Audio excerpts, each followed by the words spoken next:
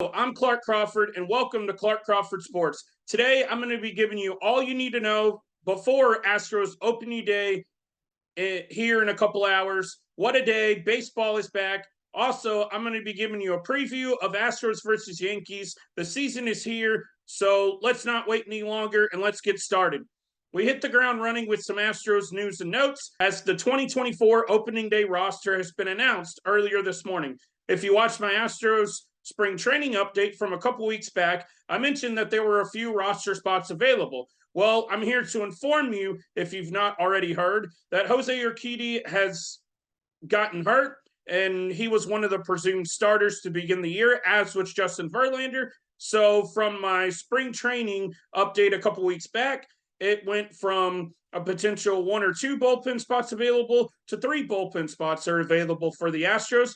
And the following names have won the final 5 roster spots, including the final 2 bench spots. So, with all that being said, we have right-handed pitchers Seth Martinez and Taylor Scott, along with left-hander Parker Mushinski, as the final 3 guys who won the final 3 bullpen spots. And the final position players to win the last 2 bench roles are Gray Kessinger, utility infielder, and first baseman / DH John Singleton. As the bullpen goes, Seth Martinez and Parker Mushinski, if you've watched the Astros over the past few years, they've made an impact at the major league level. So they won roles on this team to begin the year by having great springs, and hopefully they continue their success to begin the 2024 season. Now, Taylor Scott, a name you may not know, well, he's the wild card here who made the final Astros bullpen spot. He's a 31-year-old pitcher who has pitched in 39 career regular season games. So Taylor Scott, he's a right-hander. We'll see what he can do at the major league level. Limited time in the major leagues. So, well, he's a name we may not know, but we're going to get to know real quick. As for these 3 pitchers, they're going to have to be relied on early, but if all goes well, the Astros are hoping to have Jose Urquidy and Justin Verlander back, hopefully by early May, if not sooner. 2 of these guys could very well find their way to Sugarland or on another major league roster or in someone else's minor leagues. We'll see what happens with some of these names. But as for now, they're on the opening day roster. Another thing to note, the Astros will be playing with a 25 and not 26-man roster for the first 2 games of the year because Brian Abreu, because of the last year's playoffs and the whole Adolis Garcia, he hit him. They say it was intentional, whatever. He is suspended the first 2 games. So that's another thing to note that many of you have probably forgotten from last year. For the Astros position players, no surprise here with the bench roles, the final 2 spots on the bench going to John Singleton and Gray Kessinger making the roster. Kessinger had an outstanding spring. He had a little hamstring injury, but a couple weeks ago, but Kessinger was able to come back and he's healthy to start the year. So he was presumed to have made the team a couple weeks back. His health might have held him back, but it doesn't look like that's going to be the case. As for Singleton, he's on the roster because the Astros need a true, or they want to carry a true backup first baseman. And Singleton, they're hoping, can provide a little bit of pop. Maybe he plays once or twice a week, but it remains to be seen how often he's actually going to play. As for me, I would have carried either Corey Julks or Joey Loperfido, one of the Astros' top prospects, on the roster over Singleton. The Astros want Julks and Loperfido to get everyday at-bats in Sugarland to stay ready in case of an injury or in case Singleton or Kessinger struggles, and they can be plugged into the Astros roster later on in the season. But I expect both of those names will get a shot at some point later this season. But as for John Singleton, mostly, Kessinger, I'm okay with making the roster. But Singleton, he's really a 4A player.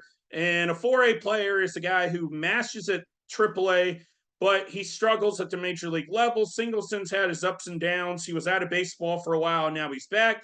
But he's a 4A player. He's too good for AAA, but realistically, he's really not that great at the major league level, and he's really not good enough to be on the major league roster. But the Astros see some value in carrying him to at least open the season. So we'll see what Singleton can do to start the 2024 season. But if he struggles, I expect he won't be on the roster more than 2, maybe 3 months, the All-Star break at the best. For the Astros versus Yankees to open the season, it begins this afternoon with the pitching matchup of Nestor Cortes versus Framber Valdez. A few months ago, we all anticipated Garrett Cole versus Justin Verlander opening day matchup when it was announced the Astros and Yankees would be facing off here at Minute Maid Park. But as for baseball fans, we get Cortes versus Framber, two former All-Star pitchers who, nonetheless, I expect it to be a good pitching matchup between these two southpaws to kick off the 2024 baseball season for the Astros and Yankees. As for the second game of the year, it's going to be on Friday night in a game that features Carlos Rodon versus Christian Javier. Now, both of these pitchers are looking for bounce-back seasons. Before last year, Rodon signed a multi-year big contract with the Yankees, and Christian Javier avoided arbitration with the Astros, signing a 5-year extension. Players got paid, well-deserving, but they're coming off subpar years as for getting massive contracts, so they need to prove they were worthy of those long-term deals. If not, these teams might be shaking their heads coming into 2025 with a couple of pitchers making a ton of money, not living up to expectations. Moves us to the Saturday night primetime matchup with veteran Marcus Stroman, the Yankees offseason addition, signing a multi-year deal, squaring off with the Astros' young fireballer Hunter Brown. Now, I mentioned the Yankees signed Stroman to a multi-year big contract, and we'll see how he pitches this year in his first year in pinstripes. The Astros need Hunter Brown to step up big time with multiple starters hurt, and he's going to be their number 3 starter to begin the year. The Astros need him to take a second-year leap because if not, they're going to be hurting to start the year for pitching and just pitching depth in general. So with both teams having plenty of pitching injuries to begin the year, we'll see if Brown can be a staple in the Astros as a long-term starter for the club. But if Hunter Brown struggles, he could very well find his way in the bullpen later in the season with presumed starters Verlander, Urquidy, possibly Garcia, and maybe McCullers coming back later in the year. There's going to be plenty of competition if Brown struggles. The final 4th game of the series on Sunday afternoon, the Yankees have announced Clark Schmidt will start, while the Astros have TBD listed as their starter. Left in the rotation to begin the year, the Astros will either roll out Ronel Blanco or rookie sensation from last year, JP France. This is a matchup, whether we get Blanco or France, of guys against Clark Schmidt trying to find their footing in the major leagues. And the more you can get, as we all know, out of our 4th and 5th starters, the better off your team's going to be. So you just really need your 4th and 5th starters to give you some consistency, not too many ups and downs, but with a lot of teams' 4th and 5th starters, not that many teams are deep rotations. So we'll see how the 4th matchup and final matchup of this series plays out. Both teams are going to be tested early due to plenty of injuries to both teams' pitching rotations, bullpen, and starters. This will wrap up my latest edition of Clark Crawford Sports. Thank you all for watching. Please do not forget, if you aren't already, subscribe to my channel, and I'll see all of you in my next video.